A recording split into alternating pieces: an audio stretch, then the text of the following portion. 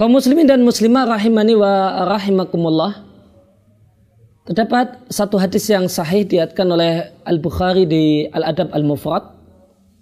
Beliau Nabi SAW bersabda, "Idza yabitu ahadukum wa fi yadihi ghamarun fa asabahu syai'un fala yalumanna illa nafsahu."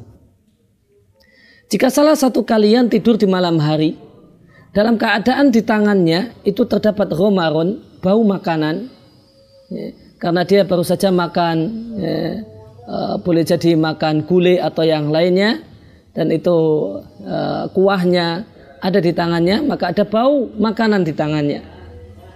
Dan dia tidur dalam keadaan tangannya masih berbau makanan, belum dia bersihkan secara total. Fa asabahu syai'un, maka ketika dia tidur terjadi sesuatu, terjadi sebuah musibah. Terjadi sebuah musibah, ternyata ada tikus yang tertarik dengan bau makanan tersebut. Maka tikus tadi kemudian mencium tangannya atau bahkan menggigit jarinya. Kemudian tikus ini kemudian kok lihat juga di bibirnya, juga di mulutnya itu ada bau makanan yang enak menurut si tikus. Maka tikus ini pun mencium bibir orang tadi, atau bahkan menggigitnya. Maka terjadilah musibah dalam tidurnya. Dia boleh jadi bangun dengan kaget karena ternyata ada tikus yang menciumnya. Maka Nabi katakan, fala yalumanna illa nafsahu.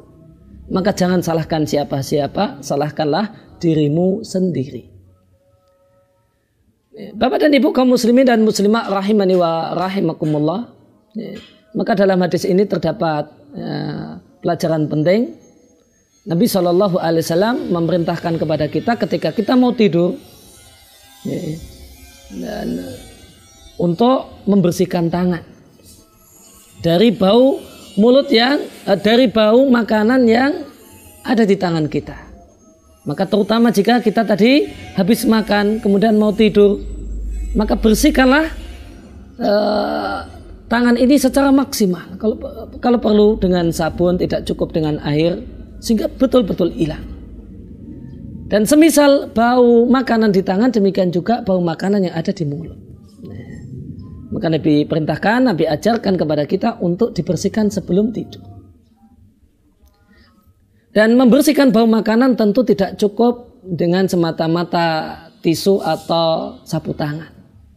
Perlu air. Maka di sini terdapat syariat cuci tangan sebelum makan. Cuci tangan, di sini terdapat syariat cuci tangan setelah makan. Setelah makan, terutama lagi ketika kita hendak tidur.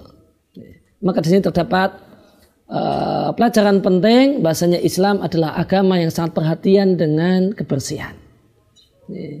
Maka Nabi pun mewanti-wanti, mengingatkan sungguh-sungguh akan adanya musibah yang akan menimpa kita manakala kita tidak membersihkan tangan dengan sebersih-bersihnya setelah kita makan dan kita mau tidur.